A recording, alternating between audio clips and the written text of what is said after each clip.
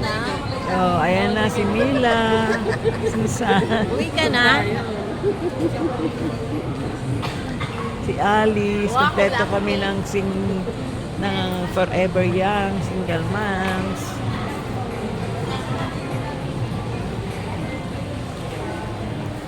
Tapos na kaming mag-lunch sa Pepper Lunch. Sino? Emma. Sino Emma? Emma, yung order mo, yung Nagtinda na?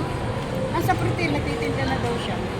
Ayan na sila lahat. Hindi mo nakaalala yun? Si Emma? Best friend mo. Best friend mo forever. Meron na siyang business. Saan lugar? Pritil daw. Siyempre si Evan. Nagtitinda na daw siya. Saan lugar sa Si Pritil? Flor. Ang sikip na ng Pritil ngayon.